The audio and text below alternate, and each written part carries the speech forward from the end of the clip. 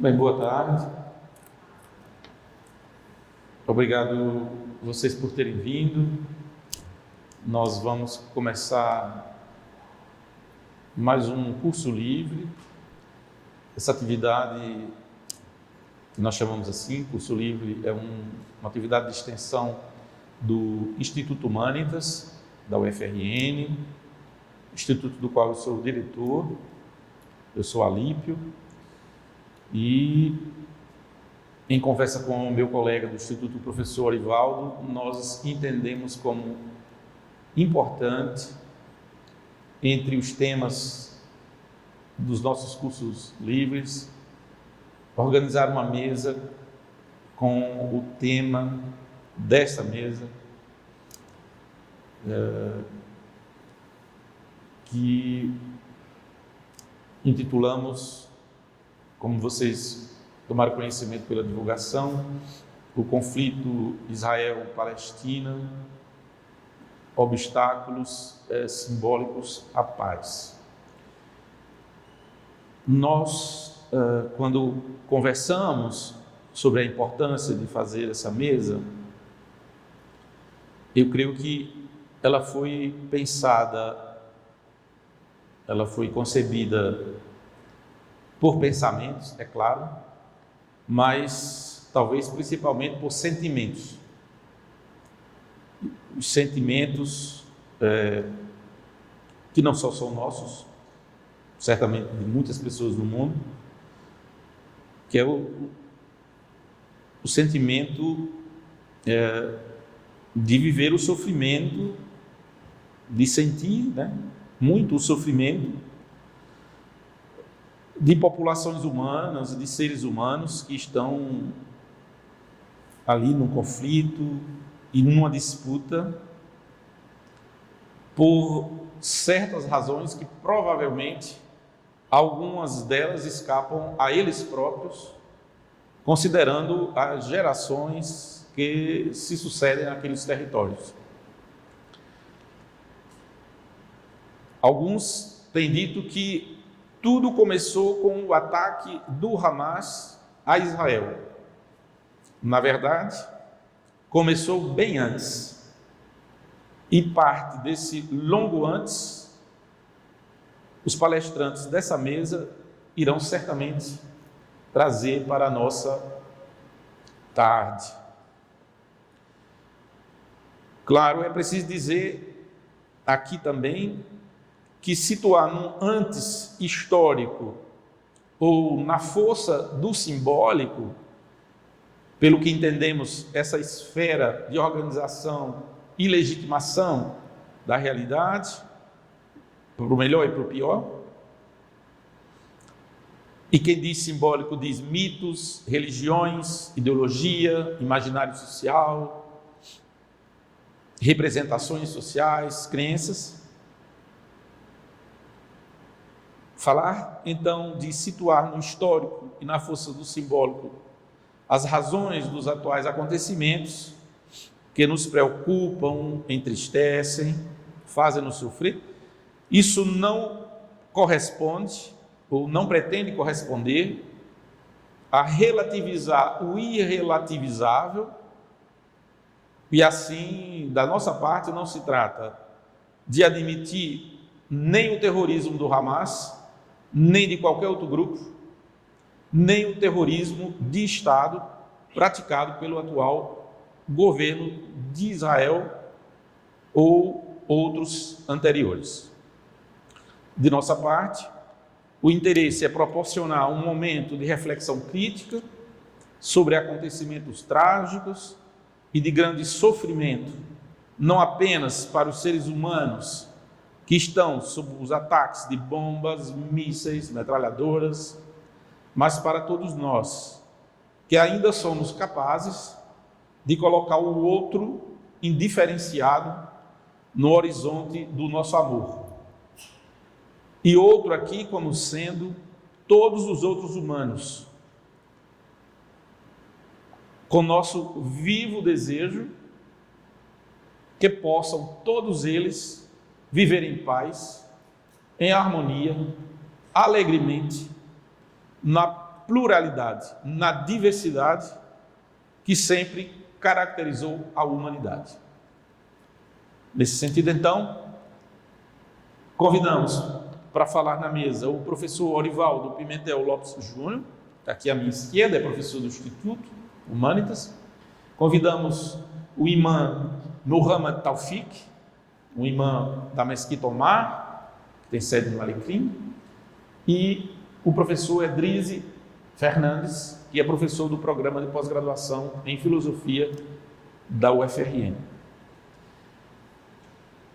E, conforme nós definimos, o professor Orivaldo será o primeiro palestrante da mesa, a quem eu já agradeço a contribuição e também o imã Omar, Muhammad Taufik e o professor Edrize. Ok, pessoal, boa tarde. Debaixo de profunda consternação e dor que nós realizamos este evento, certos de que é nosso dever como intelectuais, como academia, refletir aquilo que ocorre ao nosso redor, não nos omitir de falar, de dizer, de expressar e de tentar, com as ferramentas com as quais lidamos, trazer algum tipo de contribuição que venha a minorar a dor, a mudar a situação. Entretanto, fazemos isso em meio pode-se dizer, em meio a um tiroteio, que não está diretamente ligado a nós, nos atingindo aqui diretamente, mas atingindo a nossa espécie, atingindo a humanidade, e que nos deixa profundamente consternados, tristes, pois sabemos que são dores inimagináveis, inenarráveis, que destroem pessoas, famílias, crianças, e é diante desse quadro que nós estamos falando, e com muita dificuldade, evidentemente, pois em meio a essa situação é sempre enormemente difícil refletir e falar e dizer sem nos envolvermos profundamente, emocionalmente com aquilo que está acontecendo. Entretanto, achamos que a melhor contribuição que podemos dar a essa situação é refletir e trazer reflexões, ideias que possam eventualmente servir para mudar essa situação. Não tergiversamos diante da situação, mas estamos conscientes de que o que melhor podemos fazer é trazer algum tipo de reflexão. E certamente vamos ser muito enriquecidos com as falas que se sucederão. Eu não pretendo trazer nenhum dado sobre a situação atual, o que está acontecendo, porque já está sendo muito difundido e muitos têm conhecimento e talvez outros colegas aqui na mesa poderão, melhor do que eu, mais informados que eu, trazer essas informações. Bem, o que eu pretendo enfatizar e estudar é refletir sobre o sionismo cristão como obstáculo à paz e máquina política de opressão. Eu estou me baseando especialmente no texto de três colegas, a Dodora Machado, a Cecília Maris e a Brenda Carranza, que escreveram artigos sobre a matéria e também o pensamento do colega, amigo, professor Paul Freston. O que é o sionismo cristão? É um movimento impulsionado pela crença de que os judeus teriam, por graça divina, o direito de posse e de habitar a terra prometida a eles no Antigo Testamento, e que, por estar na Bíblia, os cristãos deveriam apoiá-los na defesa dessa causa. Há 5 tipos de sionismo cristão, segundo Paul Freston. O primeiro é o profético. Conforme os profetas do Antigo Testamento, os judeus seriam essenciais para a instauração no planeta do reino de Deus. E, portanto, o sionismo profético entende que Israel cumpre ou deveria cumprir essas expectativas. Há um sionismo, em segundo lugar, um sionismo humanista que se ergueu na história a partir ou contra, ou como reação aos pogroms soviéticos no século XIX e também da Shoah no século XX, do qual todos nós lamentamos profundamente e nos horrorizam até o dia de hoje, mas esse sionismo humanista, ele entende que há a necessidade de estabelecer um refúgio para os israelitas e viram na Palestina como o local onde eles deveriam se refugiar. Há, em terceiro lugar, um sionismo civilizacional, que entende que há um valor cultural em Israel e as origens religiosas do Ocidente se apoiam sobre esse povo e, portanto, deveriam ser apoiados. Há, em quarto lugar, um sionismo analógico, e esse é profundamente norte-americano, porque vê o desenvolvimento norte-americano como um reflexo, uma réplica do que aconteceria com Israel, como uma espécie de cumprimento das promessas transferidas agora para um outro povo eleito, o povo norte-americano. E há, finalmente, um sionismo islamofóbico que tende a ver o Islã como o inimigo da civilização ocidental e Israel como um aliado contra a força do Islã. Então, são esses 5 tipos de sionismos cristãos que operam, que têm operado historicamente e que desembocaram na situação que atualmente vivemos. Bom, eu vou falar rapidamente sobre o histórico do sionismo no Brasil, né, especialmente entre os evangélicos. Em 1887, aconteceu o primeiro Congresso Sionista Mundial em Basileia, na Suíça. E ele teve apoio de um grupo religioso inglês que defendia, na ocasião, uma tese teológica ou escatológica, melhor dizendo, chamada dispensacionalismo, e que tinha uma interpretação pré-milenista com relação à vinda de Cristo, ou seja, a vinda de Cristo sucederia um período de tribulações e que deveria acontecer durante o período de 1000 anos.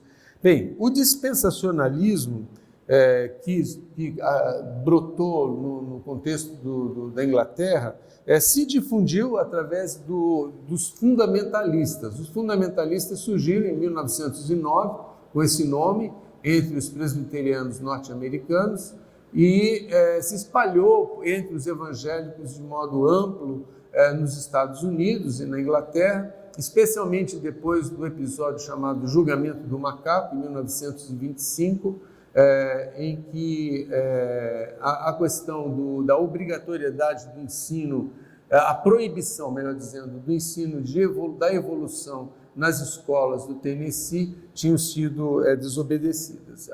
A crítica pública a essa postura foi muito forte, levando o protestantismo norte-americano a um fechamento, a um isolamento em si mesmo e cultivado por esse fundamentalismo.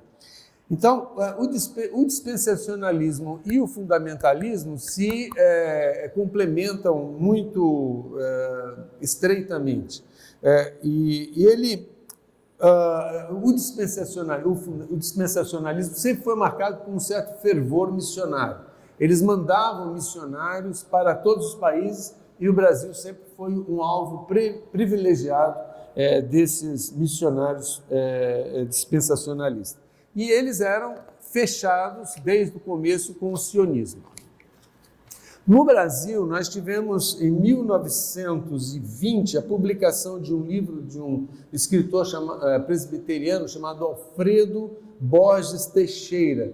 O livro chamava Maranata ou O Senhor Vem.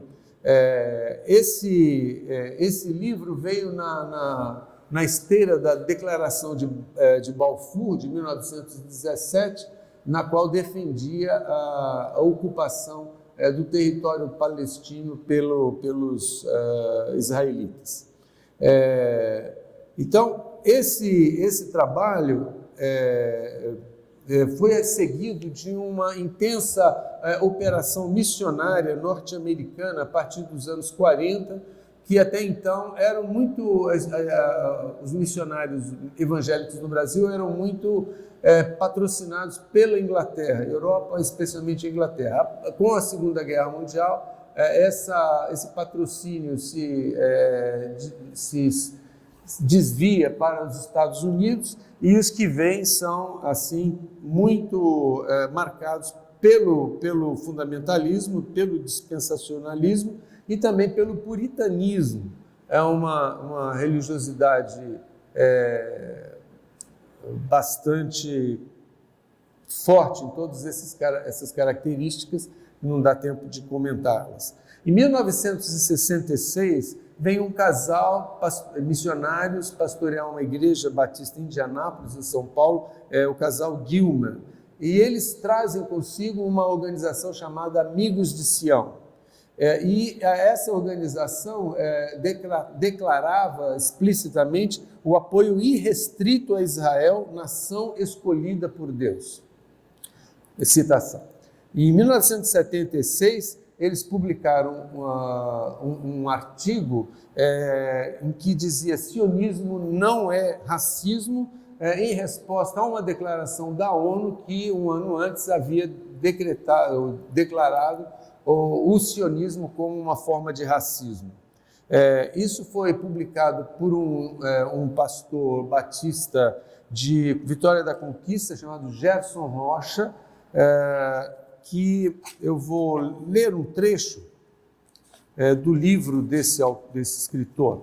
Ele diz assim: Rocha considera que o sionismo, como proposta territorial, parte de uma visão providencialista da história e se coloca como um movimento moral e juridicamente irreversível, entre aspas, uma solução que a história impôs, um fato biblicamente estabelecido.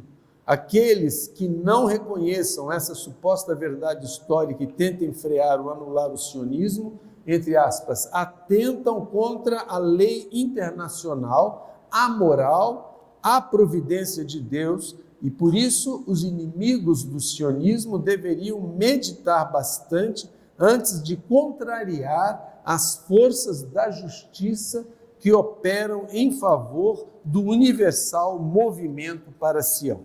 Está na página 17 do referido livro desse autor que eu acabo de indicar. Em 1977, pela editora da Convenção Batista Brasileira, Sinésio Lira publica o livro O Sionismo, Análise à Luz de Sião, Cidade do Grande Rei.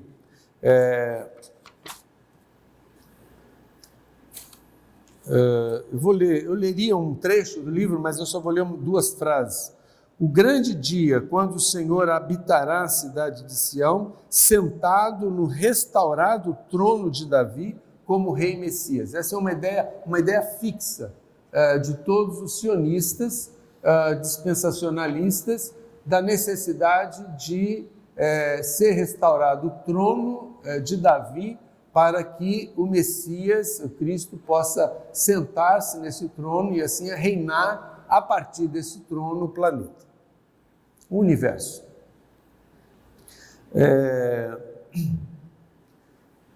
Em 1978, esse talvez seja o livro mais marcante, a Casa Publicadora da Assembleia de Deus publicou Israel, Gog e o Anticristo, escrito por Abraão de Almeida. Esse livro chegou a 240 mil exemplares, em várias edições.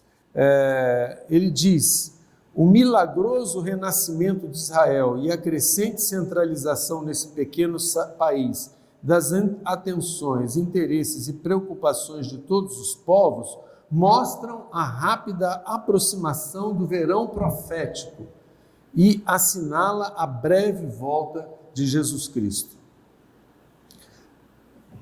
Também nesse período veio para o Brasil um movimento chamado Palavra da Vida, dirigido por um missionário chamado Haroldo Heimer, que fazia acampamentos, num acampamento em Atibaia, perto de São Paulo, onde milhares e milhares de jovens de classe média eram conduzidos e recebiam instruções detalhadas sobre todo o processo dispensacionalista.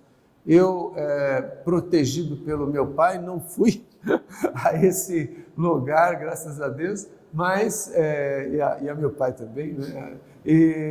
Mas eu fui ao local para um outro evento e vi lá os gráficos, não tinha transparência ou data show, então eles botavam gráficos físicos e dava para ver todo o acompanhamento do processo dispensacionalista, que inclui, evidentemente, o sionismo. Na Suíça surgiu um sujeito chamado Wim Malgo, que criou um movimento chamado Chamada da Meia-Noite, publicava jornais, eu tive acesso a alguns desses jornais, eram publicações de péssimo gosto, lembrava muito aquelas publicações dos movimentos de esquerda, bem... publicavam clandestinamente, né? Eram coisas dessa natureza. E artigos assombrosos. E ele chegou ao Brasil com uma missão em 1960, e é interessante que essa organização do Wim Malgo foi quem inaugurou a mania das viagens turísticas a Israel. Os neopentecostais são interessantes. Os neopentecostais não são dispensacionalistas, não são pré-milenistas, porque o pré-milenismo estraga completamente a teologia da prosperidade. Entretanto, eles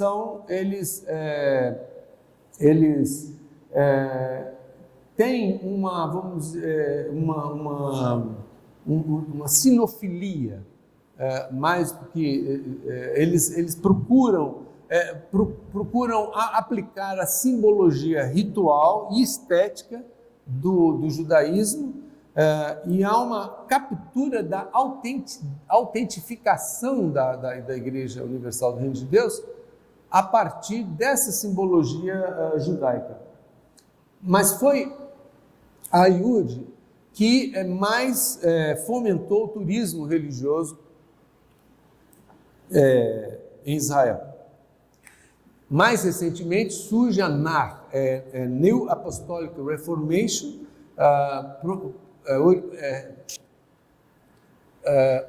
arquitetada por Peter Wagner, e que trouxe, para quem vocês acham, talvez vocês que não são evangélicos devem estranhar o aparecimento de tantos apóstolos, apóstolo fulano, apóstolo cicrano, apóstolo beltrano.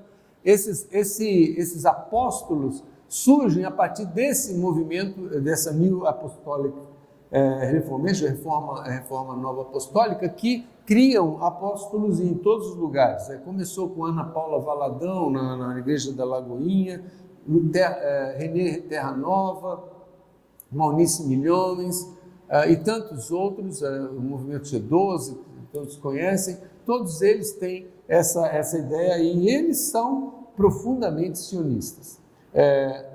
Outro movimento importante de destacar é a Embaixada Cristã Internacional em Jerusalém, CEJ, que levava evangélicos brasileiros para participar da festa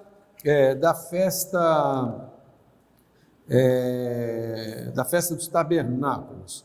Esse movimento foi muito apoiado por Bolsonaro, que tentou colocar em Jerusalém a embaixada brasileira, mas só conseguiu colocar uma representação.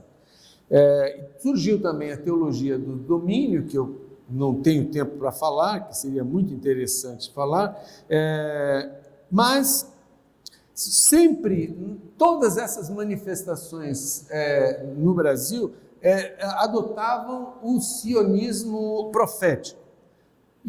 Mas é interessante, as autoras desse artigo, elas falam que, apesar de tudo isso, o nível de maturação do sionismo cristão brasileiro encontra-se ainda bem defasado em relação ao norte-americano. Apesar da gente achar o sionismo evangélico brasileiro enorme, ele é muito pequenininho se formos comparar com o sionismo evangélico norte-americano. Bem, as autoras reconhecem que a intensidade das publicações sionistas evangélicas não justifica o intenso sionismo no Brasil. O que então? Se não houve um bombardeio de publicações sionistas entre os evangélicos, como explicar essa adesão tão firme ao sionismo?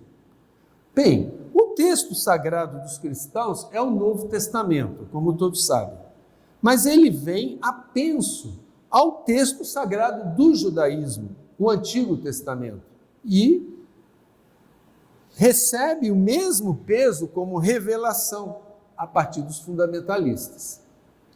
Dependendo da forma como você lê a Bíblia, você tem o maior livro sionista da história. A leitura fundamentalista é, em primeiro lugar, a aplicação da episteme moderna, racionalista, ao texto sagrado, ao texto bíblico. O que é essa visão moderna? É a expectativa de que se pode ter certezas. Certeza e de proposições factuais acerca da realidade. E se você aplica essa concepção moderna para a religiosidade, ela se transforma em fundamentalismo. E o fundamentalismo acredita que, ao ler o texto sagrado, você está lendo um texto factual. Está lendo um texto que está descrevendo a realidade como tal. A história como tal. Porque ela anula, em segundo lugar, a distinção entre mito e logos, mito e razão. Para ser moderno, por ser moderno, o fundamentalismo disjunta o mito do logos, confunde o relato mítico com o relato racional histórico, mata o mito e destrói a razão. É por causa da disjunção. É por causa disso que os evangélicos, na sua grande maioria fundamentalista, veem o Israel histórico como o Israel mítico.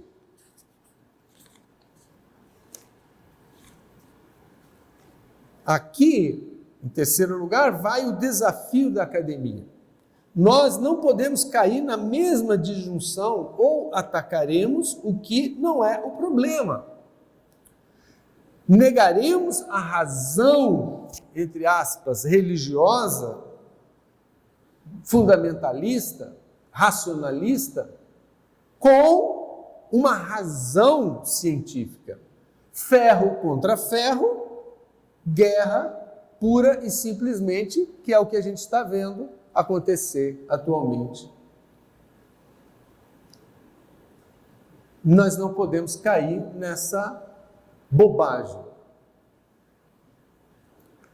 Em quarto e último lugar, ao olharmos o cristianismo como um feito humano magnífico em cima do mito central de Yeshua HaMashiach, Jesus o Cristo, estaremos convocando o cristianismo a uma discussão da qual nós não podemos assumir existencialidade ou existencialmente, porque é uma questão de fé e nós não trabalhamos na academia baseados em fé, mas nós podemos convocar os cristãos a reverem ou a recuperarem o seu mito fundante enquanto mito.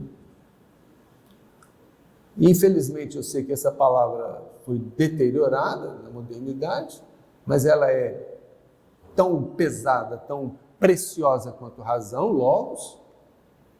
Então, para mim, a única solução que nós podemos trazer a partir da academia é convidá-los a rever essa leitura equivocada, desviante do mito da nação de Israel, do povo de Israel, do Israel bíblico, pois ela está trazendo morte. Jesus, é interessante que em João, no Evangelho de João, um evangelho bastante crítico ao judaísmo, rejeita cabalmente a via do reinado político a partir de Sião. Ele rejeita, ele atravessa o povo na hora que eles querem torná-lo rei, ele simplesmente vai embora, afasta-se daquilo e todos os 5.000 seguidores o abandonam. Só ficam alguns discípulos.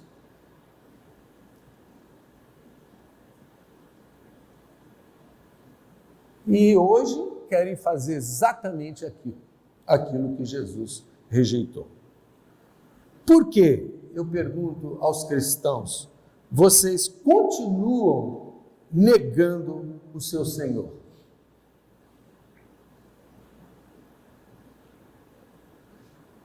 É isso então que eu queria trazer para vocês.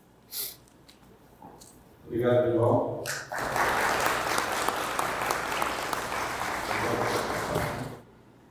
Boa tarde, assalamu alaikum. Eu sou filho de palestinos que cresceram em Israel. Eu nasci em Israel. Meus pais palestinos nasceram em 1945, 44. Em 1948 já surgiu o Estado de Israel. Então meus palestinos e meus pais, em 1949 a 50, tornaram-se israelenses. Eu nasci mais de 20 anos depois em Nazaré como cidadão israelense.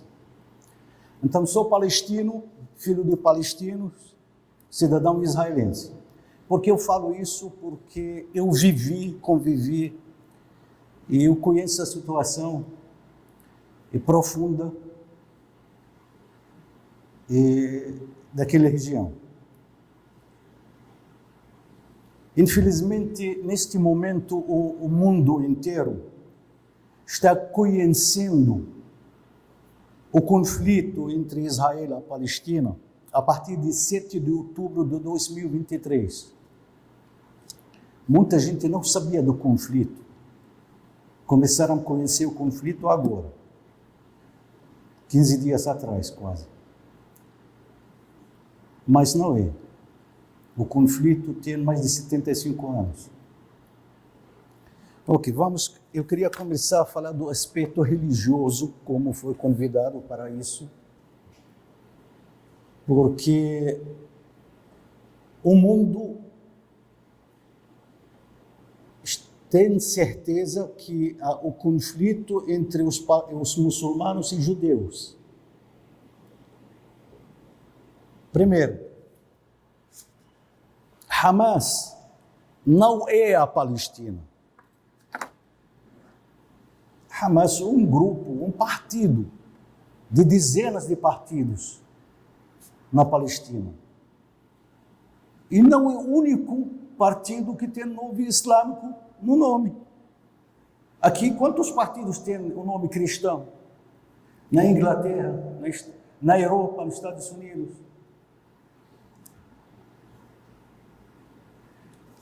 Hamas não representa o Islã, não representa os 2 milhões de muçulmanos no mundo. Não representa todos os palestinos, mas são palestinos. Têm direito de viver, têm direito na terra. O que houve 15 dias atrás, surpreendeu o mundo. Eu acho que um passo terrivelmente foi feito, crime, terror, violência, o que você quiser, que eles cometeram 2 semanas atrás. Mas por que eles cometeram isso? Estavam sentados aí à noite, levantaram, vamos matar. Não justifica, tá? Não justifica. Mesmo eles pensaram, ficaram 5 dias, 50 dias pensando, planejando, não justifica nada. Matar civis. Por que digo isso? Porque sendo eles, como dizem, partido de resistência islâmica ou movimento de resistência islâmica, então tem que seguir o livro sagrado do Islã, tem que seguir o Alcorão. E o Alcorão deixa claro, com muitos versículos, um deles, Deus fala: lutem, combatem pela causa de Deus aqueles que vos combatem, porém não pratiqueis agressão, porque Deus não gosta de agressores, dos agressores. Deus deixa claro, você vai lutar, combater aqueles que vão combater você. Você não entrou, você entrou na casa dos outros, naquele momento. E não só isso, o profeta do Islã, o profeta Muhammad, que a paz e a bênção de Allah esteja com ele, deixou claro, na guerra, mesmo num momento de difícil de controlar, difícil equilíbrio, ele mandou os muçulmanos não tocar nos homens velhos, nas mulheres, nas crianças, não matar animais, não destruir árvores, nem casas, nem matar religiosos nos templos, nem destruir templos religiosos, nem casas.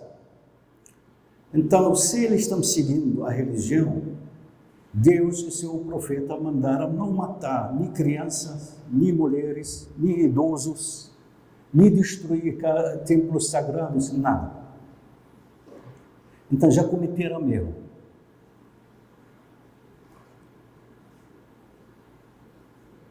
Agora, por que eles fizeram isso?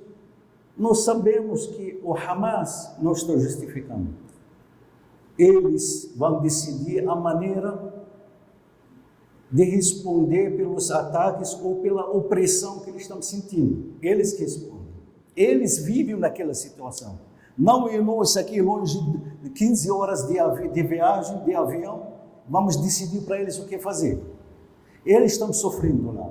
Eles estão sendo oprimidos lá. Eles encontraram esse meio para manifestar a insatisfação deles. Foram infelizes, mas eles decidiram fazer isso.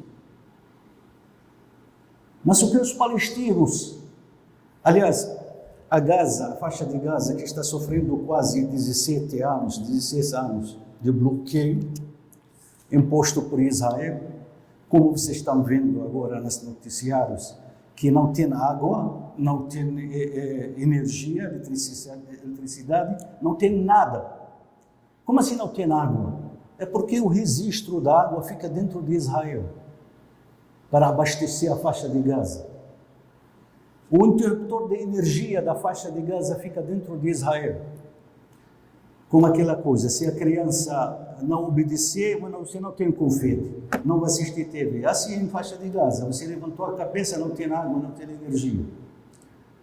Você sabe a faixa de Gaza? Chama faixa, um corredor. Tem 40 quilômetros por 12. Daqui até São José de Mipimbu, acho que tem 40 quilômetros. Daqui até Zona Norte tem 10, 12 quilômetros. Essa aí é a faixa de Gaza, acabou. Só que vivem nessa faixa 2.200.000 pessoas.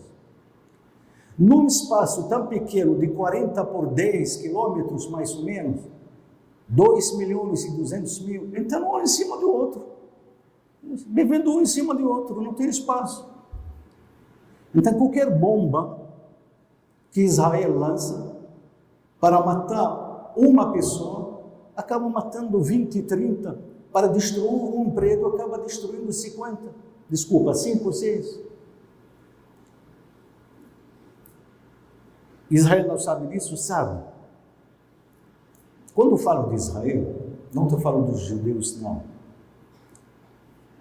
Não os judeus e não do judaísmo, da religião judaica. Eu estou falando do governo do Estado de Israel, que hoje ele é da extrema direita.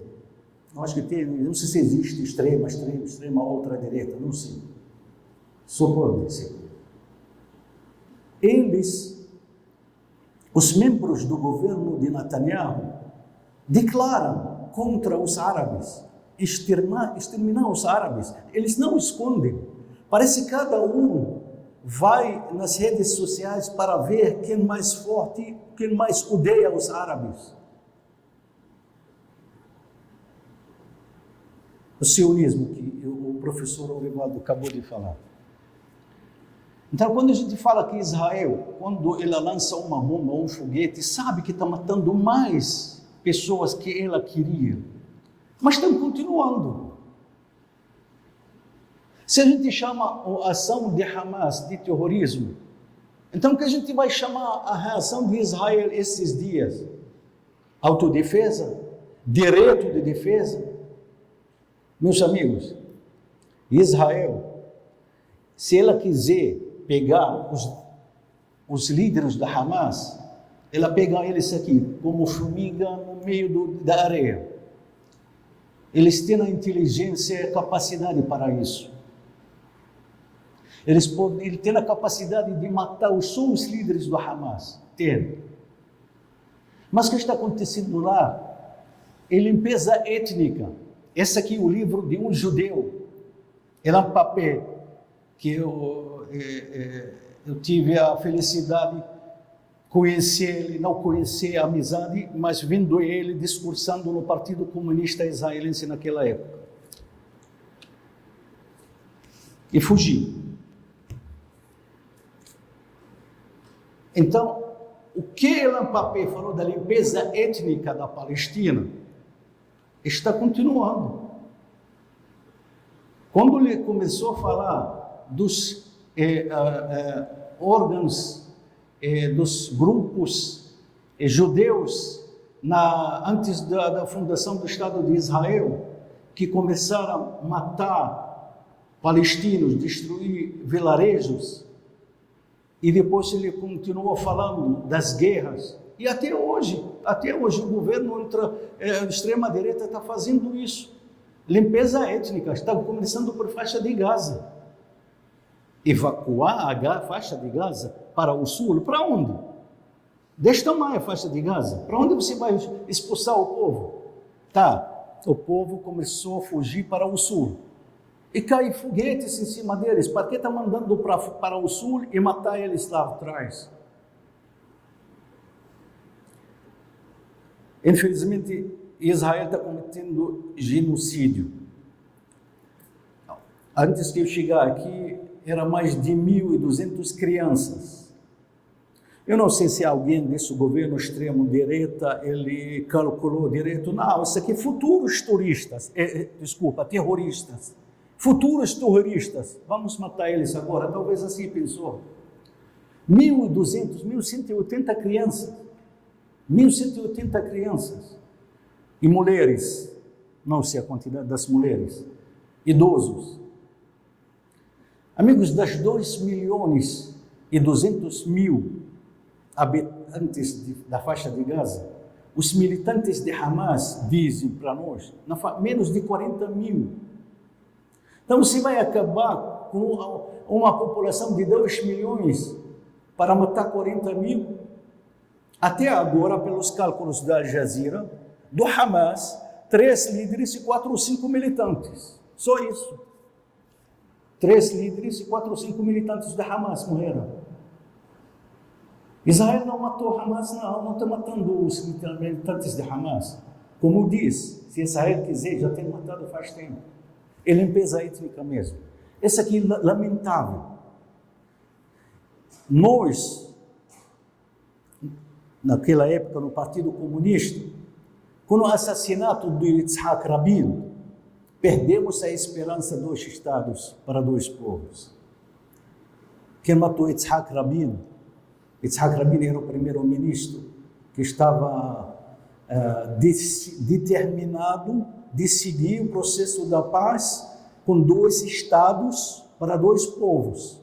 Quem matou Yitzhak Rabin era um judeu ortodoxo, que é contra o processo da paz. Lá morreu a esperança de dois Estados para dois povos. Me lamento dizer, isso aqui é uma mentira para mim, nunca vai ter dois Estados para dois povos. Não vai ter, não adianta. Não tem condições. Tem mais de 750 mil colonos israelenses judeus dentro da Palestina. Como se vai tirar essas pessoas? 750 mil colonos na Palestina. De que maneira tirar eles? Israel propôs uma vez que não, a gente vai tomar conta deles. Como? Ou seja, eu entro na sua casa, eu pego a sala e a cozinha, você fica com um banheiro e um quarto só. Amigos, eu afastei um pouquinho da relação religiosa desse assunto, porque o cara menciona, sei lá, a gente fica tremendo quando você vê na TV ou nas redes sociais crianças, metade de uma criança, um velho procurando corpos, pega uma metade aí, outro braço lá, outra cabeça lá, no hospital, de 2 dias atrás. A alegação que foi o jihad islâmico, papo furado, a gente sabe disso. Até 2 anos atrás, o Ma'ariv, um grande jornal em Israel, em 2014, 2 anos atrás, 2014, chamávamos foguetes do Hamas, foguete do tomate, que não faz nada, só faz buraco no chão. Desculpa, do jihad islâmico. Agora, o foguete do jihad islâmico fez estrago tudo no hospital. Não, fragmentos de um foguete do jihad islâmico que estava lançado para Israel, um fragmento caiu dentro do espaço. Não o foguete inteiro, um fragmento dele, fez aquele estrago. E a gente sabe hoje, o reverendo anglicano, que você sabe se o hospital era sob controle da igreja anglicana em Jerusalém, ele deixou claro, nós recebemos 3 avisos para esvaziar o hospital. Telefonemas, ele diz, é não muçulmano, é reverendo anglicano. Recebemos 3 avisos para esvaziar o hospital, telefonemas. E tinha outros avisos, como ele diz, que Israel bombardeou outros hospitais pequenos, com, sei lá, com bombas com menos potência, para a gente esvaziar esse hospital. Porque estão escondendo lá militantes do Hamas. E ontem, na igreja, tem militantes do Hamas lá. Destruiu uma igreja ontem, você sabe, não sei quantas morreram até agora. O conflito não entre muçulmanos e judeus, não. Mentira.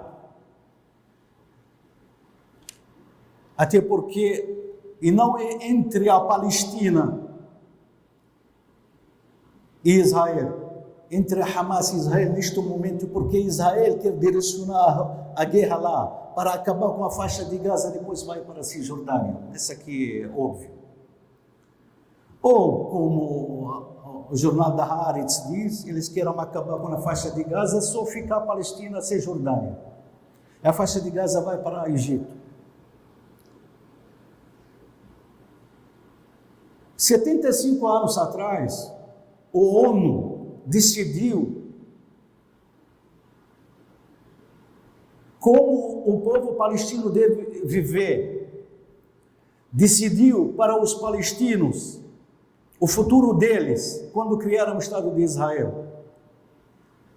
E vocês sabem, naquela época, houve resistência dos países árabes, dos próprios palestinos. Como você vai tirar a minha terra? Como você vai trazer alguém sem me consultar? Essa aqui é minha casa, minha terra. Me consulte primeiro. Vocês sabem que, ultimamente, a Palestina concordou com 2 estados. Isso que Israel até agora, na época de Yitzhak Rabin, até estava andando, mas até agora não cumpriu. Aliás, Israel não cumpriu nenhuma resolução da ONU. Nenhum. Mesmo o último de 2016, que os Estados Unidos não vetou, era milagre, não vetaram acerca dos assentamentos, para não construir mais assentamentos, colonos, roubar a terra. Mesmo assim estão continuando, não parou. Então, a reação dos palestinos é pertencer a eles. Eles que estão morando lá, eles sabem como estão sofrendo lá, eles decidem o que fazer. Não quer dizer que a gente vai aprovar e concordar com qualquer ataque que eles vão fazer, mas a vida deles. Estamos sofrendo 75 anos. A melhor maneira era... E vocês sabem de Hamas, de onde veio, gente? Hamas, criação de Israel. Isso aqui todo mundo sabe lá. Quando eu era do Partido Comunista Israelense e começou a Hamas a aparecer na mídia ou na sociedade, o Partido Comunista falou, não, essa aqui criação de Israel veio da Irmandade Muçulmana que saiu do Egito para a faixa de Gaza. E depois começou a literatura. Israel ajudou a Irmandade Muçulmana a crescer na faixa de Gaza. Começou a dar dinheiro para a Irmandade Muçulmana na faixa de Gaza, para construir hospital, escolas, para comprar cestas básicas para a população. Israel financiou livros escritos. Mas por que fizeram isso? Gostam dos muçulmanos? Não sei, mas era um motivo para concorrer com Yasser Arafat, para derrubar Yasser Arafat, porque Yasser Arafat era o símbolo, e ainda o símbolo da resistência palestina. Aliás, de todos os grupos de resistência no mundo inteiro, Yasser Arafat. Então ele queria alguém que concorresse com Yasser Arafat naquela época. E foi criado a Irmandade Muçulmana, só que Israel nunca imaginou que essa Irmandade Muçulmana vai aparecer Hamas.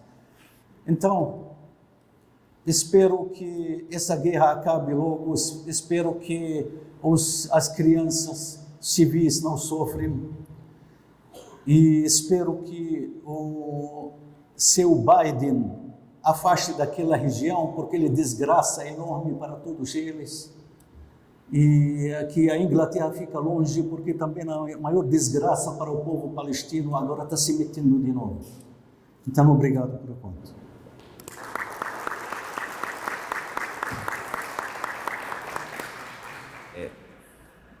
Agradeço o convite do professor Alípio de participar dessa sessão, desse debate, e gostaria de dizer que as minhas opiniões hoje aqui representam uma trajetória de uma vida de alguém que tem tentado viver conforme ideais humanistas,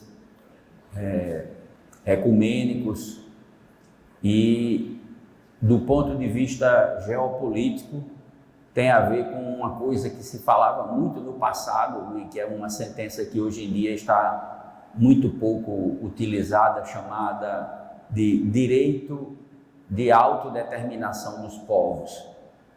E enquanto direito de autodeterminação dos povos, há implicado nisso todo um contexto anti-imperialista, no sentido de que os povos de determinado lugar têm direito a determinar o seu futuro e não potências estrangeiras com interesses escusos muitas vezes, inclusive, sem nenhum pertencimento histórico e cultural àquelas regiões e com interesses majoritariamente econômicos, predatórios. Dito isto, lembro a vocês que a filosofia, e eu estou aqui como professor de filosofia, não se propõe a apresentar respostas. As respostas são dadas, no mais das vezes, pela ciência. A filosofia se dispõe a propor a adequação das perguntas para que nós entendamos o que está em jogo, o que verdadeiramente está implicado nesses problemas que não são de hoje, eles são muito antigos. E dentro dessa casuística, dentro desse problema da nomenclatura, é importante que alguns nomes fiquem claros. Então, um deles é a palavra semita. Muitas vezes, algumas pessoas são acusadas de serem antissemitas. Sem ou Shem era filho do profeta Noé. E, segundo a crença, árabes e israelitas são descendentes de Sem ou Shem, ou seja, ambos são povos semitas. O nome dos hebreus, por sua vez, vem, segundo a tradição judaica e islâmica, de um bisneto de Shem, ou Sem. E o nome significa aquele que atravessou o Eufrates, aquele que atravessou o rio, aquele que veio da outra margem. E esse nome também é aplicado a árabes e judeus, israelitas, que são originalmente o mesmo povo, e consequentemente falar de hebreus do ponto de vista particular do nome, aplicando isso apenas a um determinado grupo de povos que não inclua os árabes, é algo inapropriado.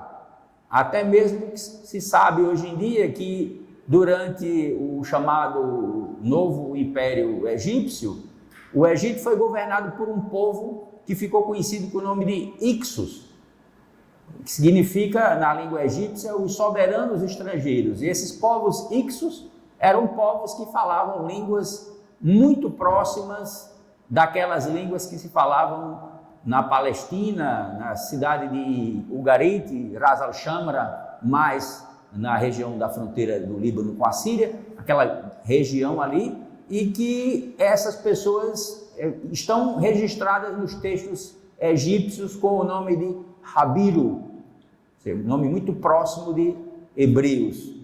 Nessa época, esses povos tinham a mesma, digamos assim, a mesma origem e a mesma convivência no mesmo espaço. Isso porque eu estou falando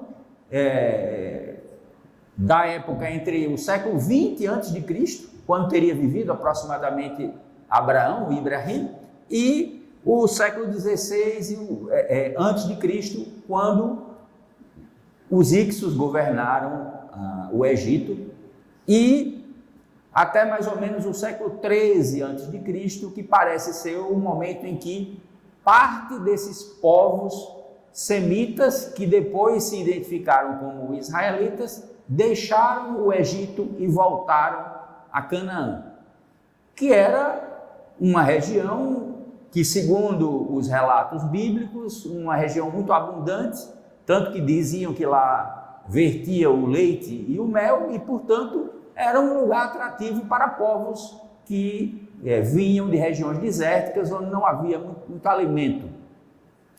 Esses povos, quando lá chegaram, encontraram na região um povo que, nos textos egípcios, recebe o nome de Pelesete, e que depois foi chamado de filisteus.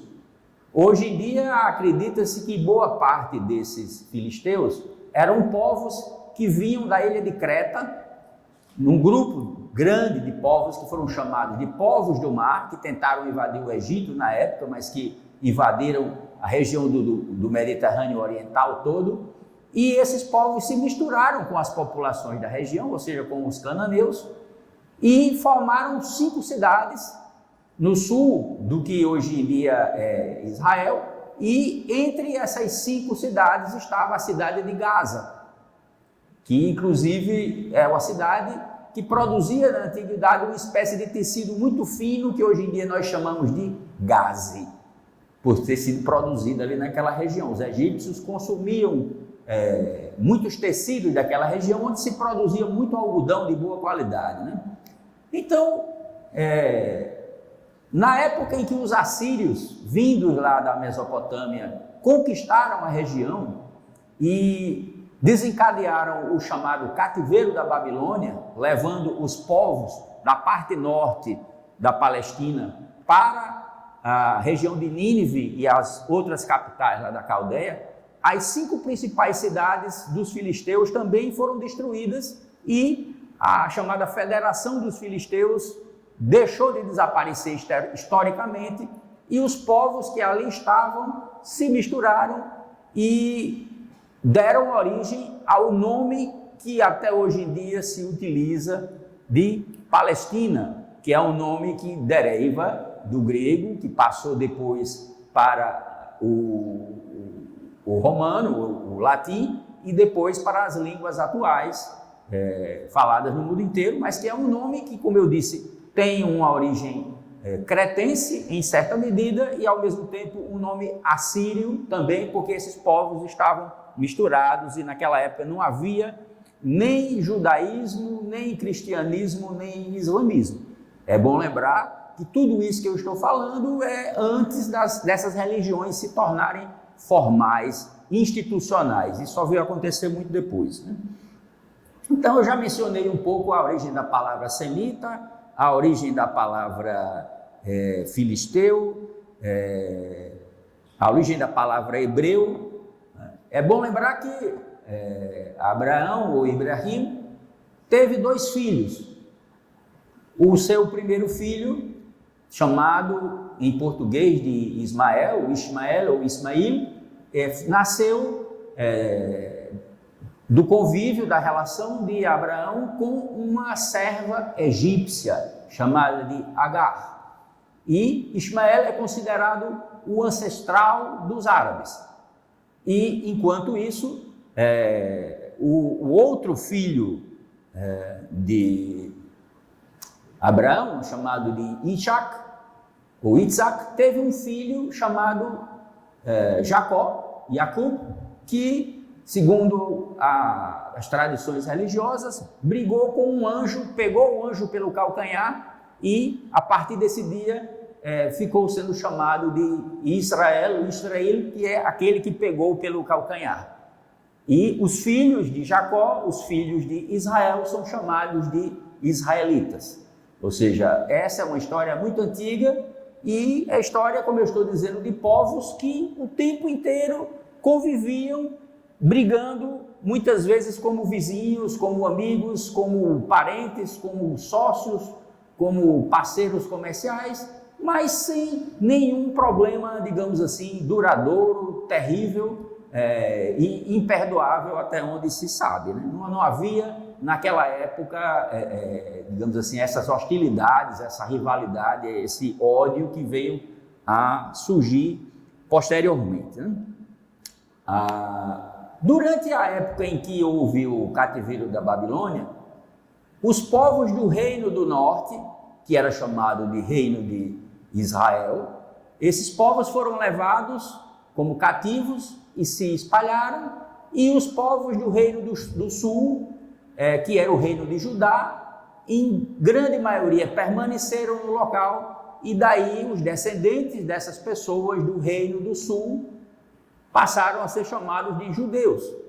E vocês estão percebendo que são gerações e gerações dos mesmos povos que vão trocando de nome ou vão recebendo denominações diferentes, mas que se referem a uma mesma realidade cultural, que era uma realidade extremamente mutável. E se vocês forem ver, por exemplo, na época de Jesus Cristo, está lá na Bíblia, para quem quiser ver, aquilo que hoje em dia é conhecido como sendo o povo judeu se dividia entre os fariseus, que tem um nome que indica que eles eram pessoas que seguiam crenças mais sintonizadas com as crenças dos persas, ou seja, daqueles que estiveram lá na Babilônia, já que Babilônia foi conquistada pelo rei Ciro II, o rei persa, que libertou os judeus do cativeiro da Babilônia. Quando esses judeus voltaram para a terra de onde eles tinham saído, eles voltaram com crenças diferentes e foram chamados de perushim, ou posteriormente fariseus, porque eles tinham crenças diferentes daqueles que ficaram no local, que eram aqueles que ficaram conhecidos como saduceus ou tzadikim, os justos, que se consideravam mais fiéis ao ensinamento antigo. Fora isso, existiam, além disso, outros povos que conviviam no local e que também eram judeus ou muito próximos desse grupo dos judeus, como os samaritanos mais ao norte, que tem uma versão da Torá mais antiga, e hoje em dia não são considerados como israelitas, nem como judeus, mas que na época eram muito próximos. Basta ler o que a Bíblia diz sobre Jesus e os samaritanos para entender essas relações de qual estou falando.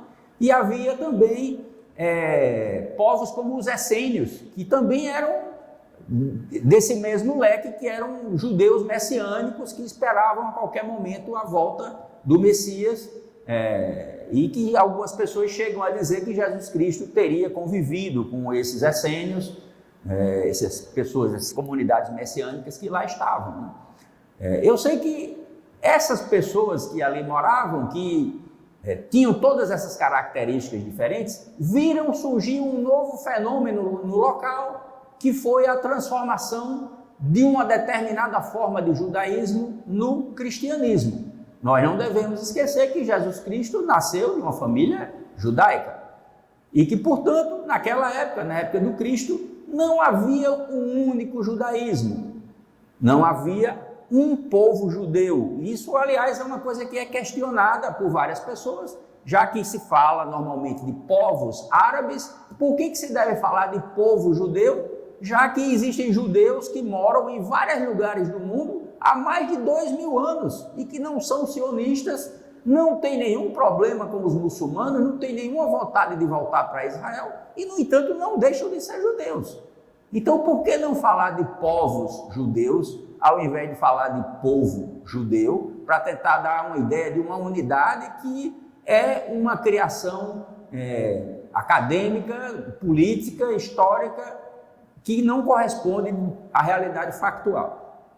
De toda maneira, muitos de vocês sabem que a Judéia era uma província romana e que se rebelou contra Roma em pelo menos 2 grandes rebeliões, e que depois disso os imperadores Tito e Vespasiano, que era filho de Tito, resolveram destruir o templo, e naquele momento de destruição do templo, a comunidade judaica foi descentrada, os fariseus migraram em sua grande maioria para regiões vizinhas, deram origem ao farisaísmo, que é o ancestral do rabinismo judaico existente hoje em dia, né? Comunidades de outros judeus não fariseus continuaram existindo em outros lugares, inclusive influenciando pensamentos como o de Uriel da Costa e Baruch de Spinoza na Europa, que foram acusados de serem influenciados por pensamentos dos saduceus. Outras comunidades, como o dos essênios, desapareceu. A história dos cristãos eu não preciso recriar para vocês, mas em algum momento no século VII surge uma nova realidade cultural na região, e essa realidade cultural chama-se Islã. E Islã significa submissão a Deus. Então várias pessoas que habitavam na região se converteram ao islamismo, e essas pessoas que se converteram ao islamismo eram pessoas que conviviam lado a lado com pessoas que continuavam sendo judeus e pessoas que já tinham se convertido ao cristianismo.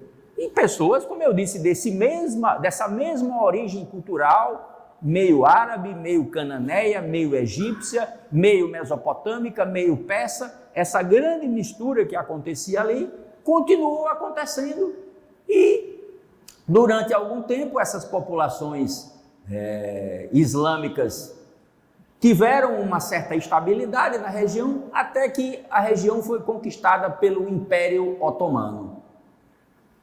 O Império Otomano, recapitulando para vocês, foi um império fundado pela captura da cidade de Constantinopla, que era a capital de Bizâncio, ou seja, da parte oriental do Império Romano, que hoje em dia se chama Istambul, e que o rei, o líder dos turcos otomanos, chamado Osman, fundou essa dinastia, que foi uma dinastia que perseverou na região até a década de 30, aproximadamente, e apesar de ter tido alguns percalços importantes na Primeira Guerra Mundial, e esses povos que não eram povos árabes, eles eram turcos que tinham se convertido ao islamismo, e é bom dizer isso porque eu já mencionei aqui que não se deve falar de um povo árabe, mas de povos árabes. Não se deve falar de um povo judeu, mas de povos judeus. Não se deve falar do Islã como sendo algo que seja, digamos assim, a mesma coisa que ser árabe. Nós temos palestinos cristãos, maronitas, temos palestinos cristãos seguidores do rito ortodoxo grego, nós temos palestinos xiitas, nós temos palestinos sunitas, é possível que haja inclusive palestinos ateus, não deixam de ser palestinos por conta disso. Da mesma maneira, há judeus que são judeus ateus, há judeus que são simpáticos aos árabes, há judeus inclusive que são seguidores do sufismo, que é uma forma esotérica do Islã, muito semelhante em alguns princípios ao cabalismo, e essas aproximações forçadas, que são rótulos que a imprensa gosta de colocar para tentar resumir a história daquela localidade, são sempre muito perigosos. O importante é lembrar que em 1917, durante a Primeira Guerra Mundial, a Inglaterra, que nunca foi uma nação pacifista e que tinha como lema, inclusive, geopolítico, dividir para governar, através da chamada Declaração Balfour, resolveu que seria conveniente criar uma pátria para os judeus europeus na Palestina. Nessa época, se vocês forem olhar o mapa do mundo, vocês vão ver que a população judaica na Palestina representava apenas 0,3% dos judeus que havia no mundo inteiro.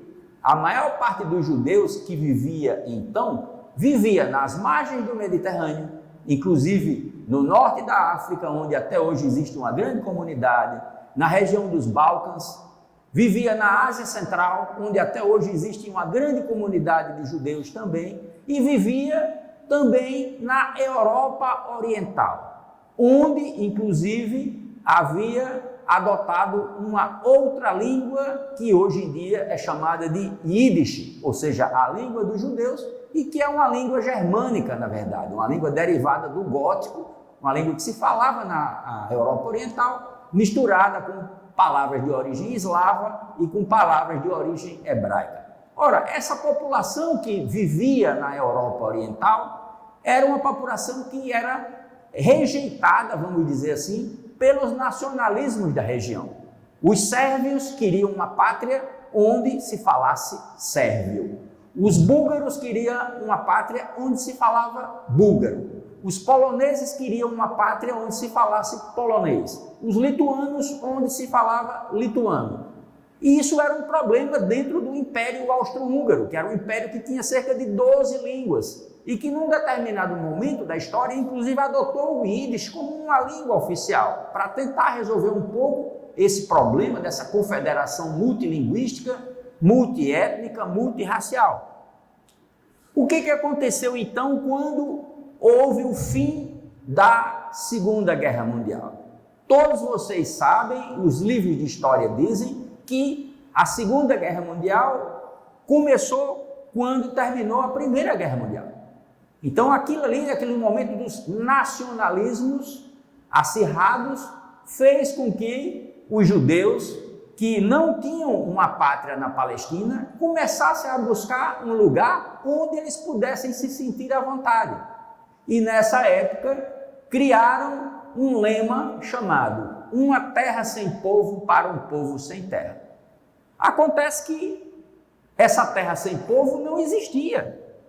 Como eu acabei de dizer agora, no início do século XX, a região da Palestina era habitada em mais de 86% por árabes, por povos de origem árabe que falavam predominantemente línguas do grupo árabe. E havia muitos judeus, que hoje são chamados de Sabra, que moravam na região, falavam árabe, comerciavam com os árabes, viviam entre os árabes como médicos, como pessoas cientificizadas, como sempre foram, sem nenhum problema. O que foi que começou a acontecer? Uma migração maciça de pessoas para a região, incentivada pelas potências estrangeiras que não tinham interesse na paz na região, principalmente depois que se descobriu petróleo nas terras adjacentes. E desde então a história é muito complexa, porque houve a Segunda Guerra Mundial. Ao final da Segunda Guerra Mundial, a ONU resolveu criar o Estado de Israel e o Estado da Palestina, dividindo os dois mais ou menos meio a meio, sendo que, como eu disse, nessa época, apesar de uma grande migração maciça para a região de povos que não eram da região, a população judaica ainda era de cerca de 32% apenas. Mas aí aconteceu uma guerra em 1948 que os povos árabes na região, incomodados com o que estava acontecendo, acharam que podiam ganhar essa guerra e aí perderam a guerra. E em consequência de terem perdido a guerra, 80% da população dos palestinos da região foram forçados a deixar os seus territórios, foram expulsos das suas terras e proibidos de regressar. E isso gerou uma diáspora de povos palestinos em toda a região do Mediterrâneo e para cá, para o Brasil, inclusive, sendo que a maior parte dos palestinos que eram cristãos se adaptaram, digamos assim, melhor a esse exílio e hoje em dia se fala muito pouco deles. Apesar de que a mulher de Yasser Arafat, por exemplo, era cristã.